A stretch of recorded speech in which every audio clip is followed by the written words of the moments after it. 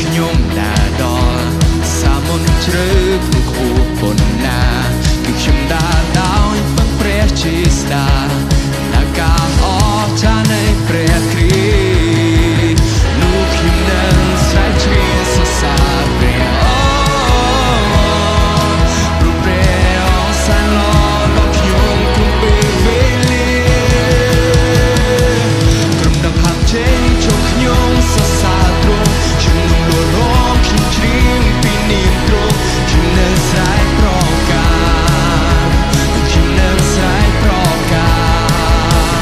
គ្រប់ពេលវេលាខ្ញុំនឹងសរសើរទ្រង់ខ្ញុំនឹងស្ងៀមព្រោះដល់ពេលដែលខ្ញុំត្រូវតែចេញប្រកាសខ្ញុំត្រូវតែចេញប្រកាសពីនាមព្រះយេស៊ូវទុំបីខ្ញុំដើរដល់សាមុនជ្រៅខួបប៉ុណ្ណាគឺខ្ញុំដើរដោយពឹងព្រះជាស្ដាពីដល់ការអស្ចារ្យនៃព្រះគ្រីស្ទនោះខ្ញុំនឹងស្រែកច្រៀងសរសើរព្រះព្រះអស្ចារ្យដល់ខ្ញុំគ្រប់ពេលវេលា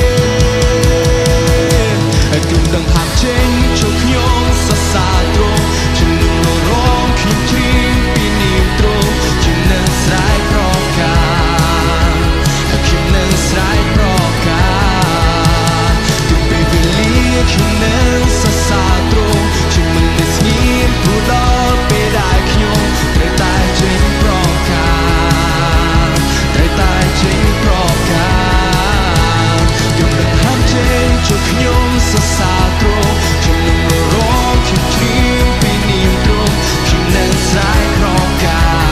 សខ្ញុំនឹងស្រែកប្រកា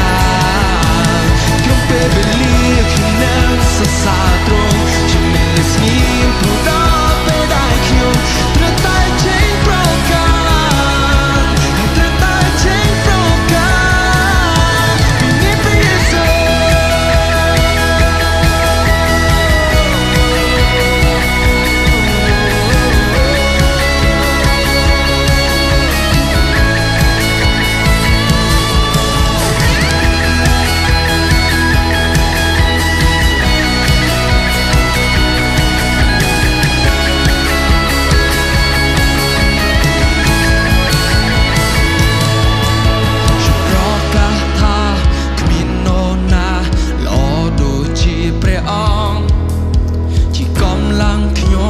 សង្ឃឹមខ្ញុំជាវ័យទាំងអ